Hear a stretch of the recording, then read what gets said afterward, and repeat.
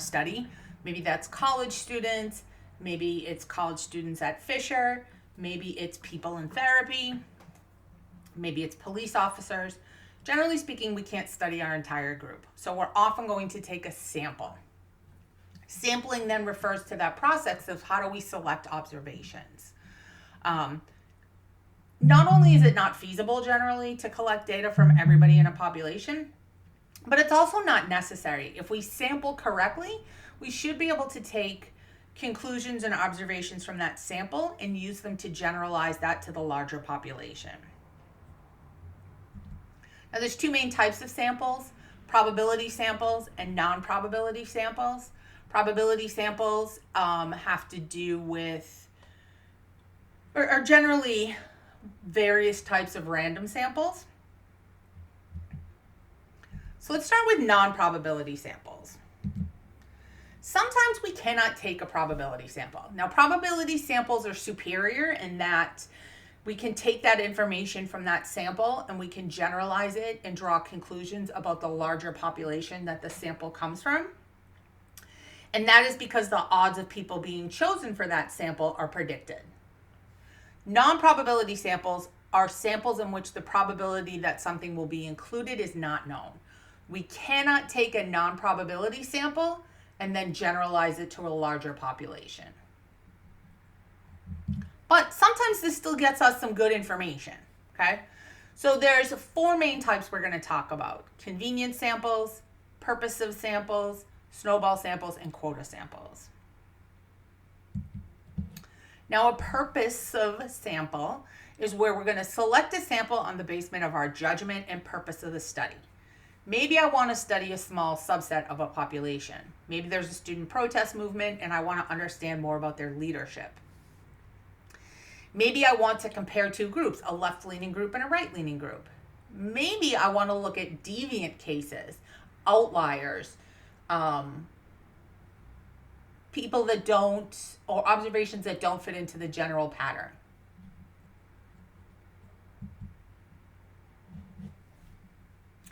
I might also want to use what's called quota sampling. This is when we select units that the total sample has the same distribution of characteristics assumed to exist in the population being studied. So maybe I want to make sure that the number of men and the number of women in my sample reflect the number of men and the number of women in the population, or the racial breakdown, or the religious breakdown. We're going to begin with a table that describes the characteristics of our target population. So like I said, maybe we want to find out the relative proportion of men and women in a group. And then we want to assign all the people in a given cell a weight appropriate to their portion of the total population. This is similar to probability sampling, but it has some problems. First of all, the quota frame has to be accurate, and the selection of the characteristics that you use could be biased. Now, convenience samples are pretty common. They're based on what's available for us as research subjects. So we talked before about college samples. In college samples of college students are convenience samples, okay? We're not able to control how representative our sample is. And generally, this is only justifiable if there's not a better way to do this. We have to be very careful with a convenience sample, though, that we don't take that information and use it to make generalizations about the larger population. Now, a snowball sample is appropriate for certain types of research. So, for example, maybe I need to locate some interview subjects that are hard to locate, right? And so maybe I'm going to start with one or two people I know, okay? And I'm going to interview them. And then I'm going to ask them for suggestions or referrals of people who might also want to participate in the study.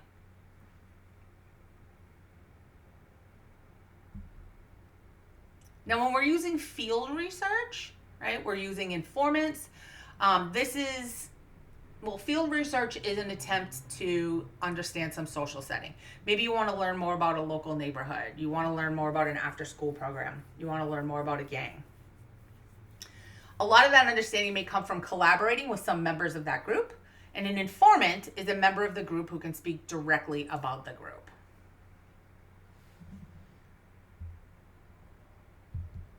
Now let's talk about probability sampling. Probability sampling means there's a known likelihood of any particular type of observation being in our sample, okay? It allows us to take a sample and generalize our findings, which means to apply our findings to the larger population the sample comes from. Now, we're not completely homogeneous, and our sample then has to reflect the variation that exists amongst us, right? So your sample ideally should look like your overall population.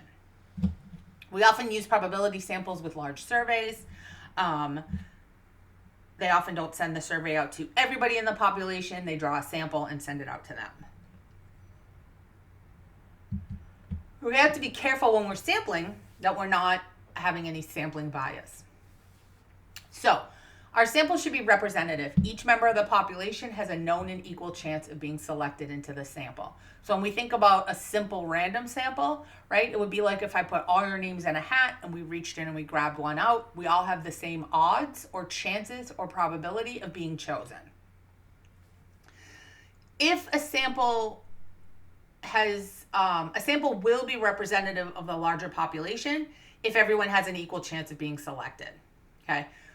It doesn't mean you have to have an equal opportunity based on every characteristic you have, but just the characteristics that are relevant to the research. Now, equal probability of selection method says a sample is representative if its aggregate characteristics closely match the population's characteristics. You guys might recall reading like a journal article and it will tell you the demographics of the sample, and then it will sometimes tell you the demographics of the larger population and let you know whether or not it's representative. We want to be careful of bias. We want to make sure our sample is representative of the larger population. So when we're sampling, there's a few like vocab words we need to make sure we know. Sample element, that's the unit about which information is collected and provides a basis of analysis. Who or what are we studying, right? We're studying students, okay. The population is the group or collection about which we're interested in generalizing. That's the whole group. Maybe I want to know something about college freshmen, okay? So I'm going to draw a sample of college freshmen. And a population parameter is the value for a given variable. So say I've collected data on their gender. Population parameters could include male, female, non-binary, trans male, trans female. Now, the purpose of sampling is to try to get a smaller group that represents your larger group, okay? The key to this is random selection.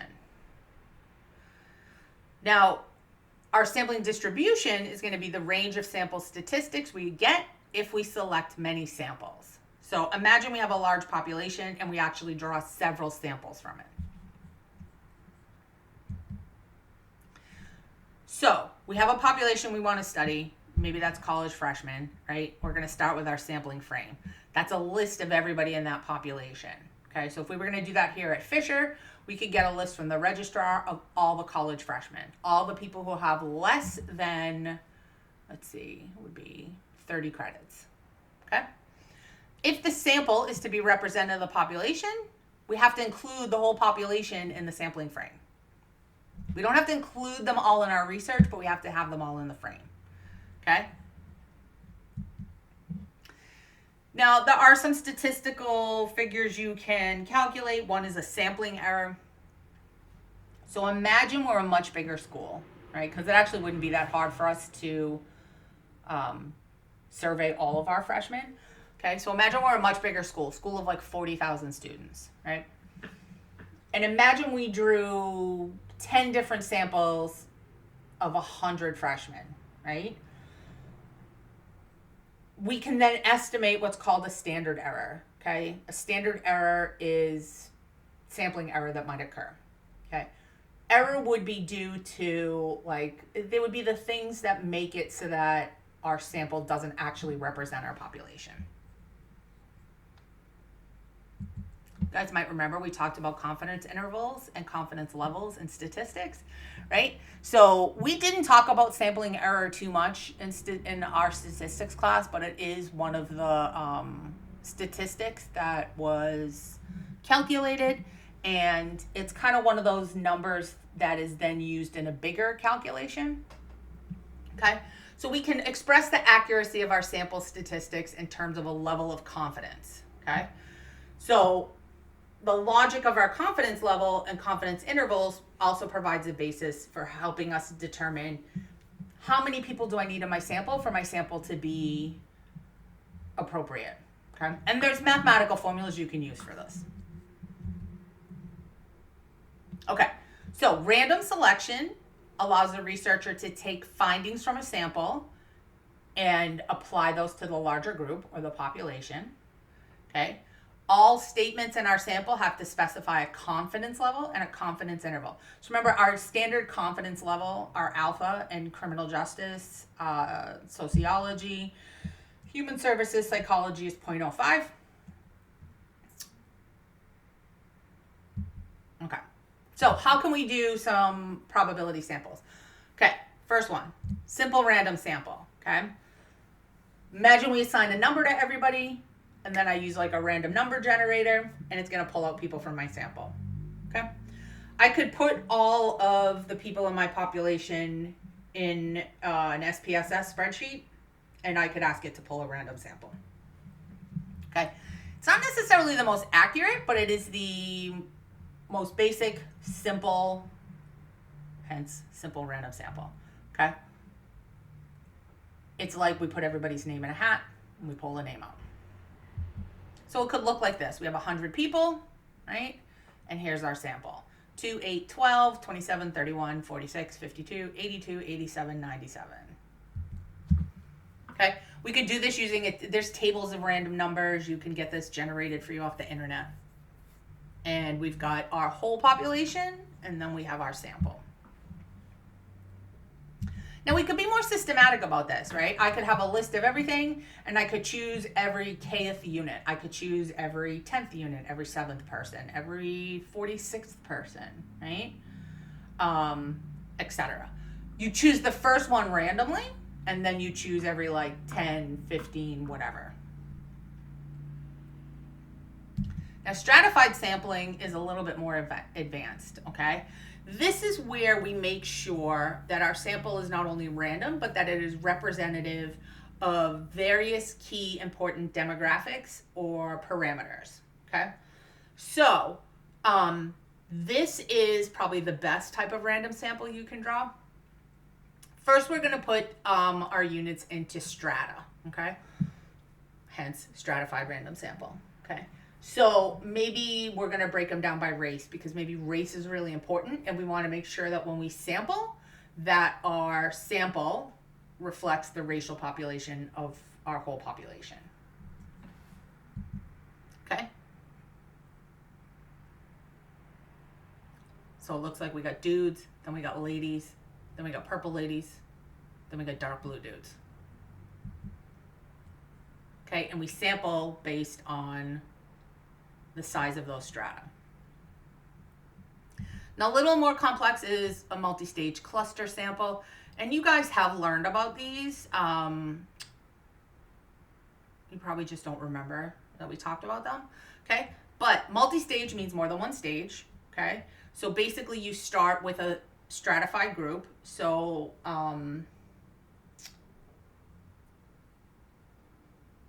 I could start with, say, neighborhoods, okay? And I'm going to sample a bunch of neighborhoods. And then from those neighborhoods, right, that's stage one. Then from those neighborhoods, I'm going to sample randomly, okay? So we're going to put things into lists, and then we're going to sample. So here we go, right? So we've got a neighborhood here. They're going to identify blocks, right? And then from the blocks that are chosen, they're going to identify actual addresses.